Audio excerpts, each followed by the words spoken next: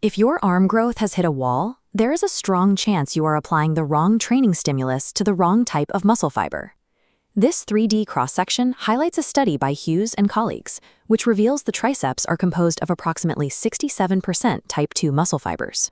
Type 2 fibers possess a massive capacity for physical growth, but they are incredibly stubborn. Activating them requires high levels of mechanical tension. This line graph plots relative lifting load against actual triceps activation, based on research from Nunez and his team. As the weight on the bar climbs closer to a 1-rep maximum, tricep recruitment spikes dramatically upward.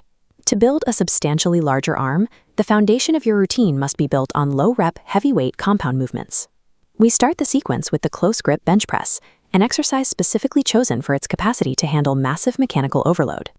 This top-down schematic illustrates a study by Lehman that tested tricep activation across wide, shoulder width, and narrow barbell grip zones. The researchers found a dilemma.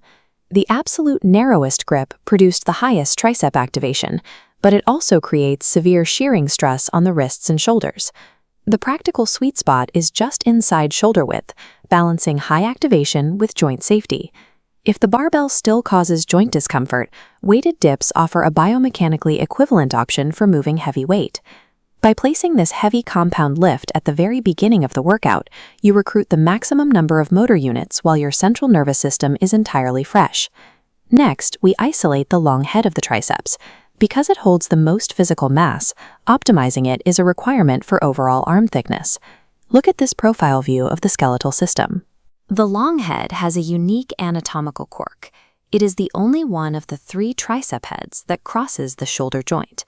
Its physical length is completely dictated by where your arm is positioned. As the arm flexes overhead, that long head muscle is pulled into a state of maximal stretch. A muscle produces its highest force output from a slightly stretched position. Overhead cable extensions place the long head exactly into this stretched state, and cables provide a more consistent resistance curve than heavy dumbbells. Execution is critical here. Keep your upper arm locked firmly in space so only the forearms hinge. If your shoulders move, you lose the tension. Neglecting this overhead stretch effectively leaves the largest portion of your tricep completely undertrained. We then pivot to the lateral head, the muscle responsible for creating the distinct horseshoe shape on the outer arm. A comprehensive EMG study by Barron and Buskis measured activation across the arm to determine exactly which movement hits this target best.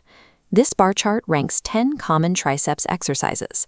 The data clearly shows the cable pushdown, whether using a straight bar or a V-bar, provides the highest direct stimulation to the lateral head. You will frequently see lifters switch to an underhand or reverse grip on the cable, attempting to hit the muscle from a different angle.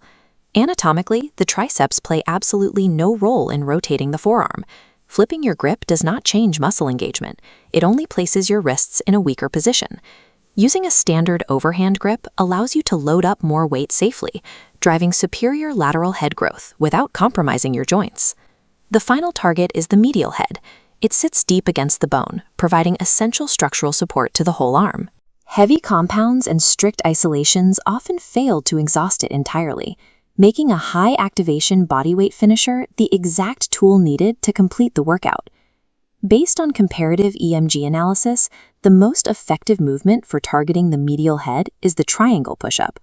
While bench dips are a common alternative, triangle push-ups register higher overall activation metrics and drastically reduce the risk of shoulder impingement.